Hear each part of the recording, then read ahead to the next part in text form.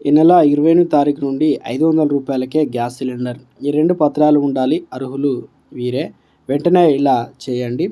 ఈ విషయాలన్నీ తెలుసుకునే ముందు వీడియోను పూర్తిగా చూడండి. అప్పుడే మీరు పూర్తిగా అర్థమవుతుంది.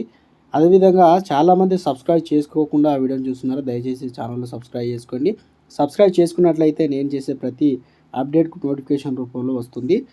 అదేవిధంగా లైక్ చేయడం మర్చిపోతున్నారు. దయచేసి లైక్ చేయండి. లైక్ చేయడం వల్ల ఇటువంటి ఇంపార్టెంట్ ఇన్ఫర్మేషన్ చాలామందికి రీచ్ చేసిన వారు అవుతాం. ఇక లేట్ చేయకుండా వివరాలకు వచ్చినట్లయితే 28 నుంచి 500 రూపాయలకే గ్యాస్ సిలిండర్. మహాలక్ష్మి పథకం కింద ఈ నెల 28 నుంచి గ్యాస్ సిలిండర్ 500 రూపాయలకి అందించేందుకు తెలంగాణ ప్రభుత్వం ఏర్పాట్లు చేస్తుంది. కాంగ్రెస్ పార్టీ ఆవిర్భావ దినోత్సవం సందర్భంగా ఎన్నికల హామీని అమలు చేయాలని భావిస్తుంది. ఇందుకోసం సివిల్ సప్లై శాఖ ఉన్నతాధికారులకు విధి విధానాలు కూడా రూపొందిస్తున్నారు. రాష్ట్రంలో గ్యాస్ వినియోగదారులు ఎంతమంది, ఎవరెవరికి పథకం వర్తింపజేయాలనేది నిర్ణయించుకున్నారు.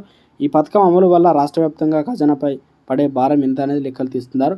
అధికార గణాంకాల ప్రకారం తెలంగాణలో 1.20 కోట్ల గ్యాస్ కనెక్షన్లు ఉన్నాయి.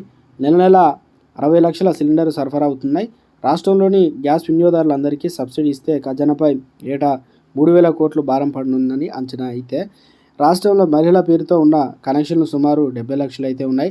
ఈ నేపథ్యంలో మహిళా పేరుతో ఉన్న కనెక్షన్లు సబ్సిడీ ఇవ్వాలని ప్రభుత్వం నిర్ణయించే అవకాశం అయితే ఉంది. అయితే గ్యాస్ కనెక్షన్ సంబంధించి నేమ్ చేంజ్ ఆప్షన్ ఉండడంతో మిగతా వినియోగదారుల పేరు మార్చుకునే సౌలభ్యం కూడా ఉంది. ఈ క్రమంలో గ్యాస్ సబ్సిడీ సంబంధించి గైడ్లైన్స్ రూపొందించే అధికారులు కూడా కసరత్తు అయితే చేస్తున్నారు. ఈ పథకం ద్వారా ఏడాదికి 3 సిలిండర్ సబ్సిడీ ధరకైతే అందజేస్తారు. ఇలాంటి లేటెస్ట్ అప్డేట్స్ కోసం ముందుగా మన ఛానల్ పొందాలనుకుంటే మన ఛానల్ సబ్స్క్రైబ్ చేసుకోండి. Bell icon all notification on చేసి పెట్టుకోండి. Thanks for watching.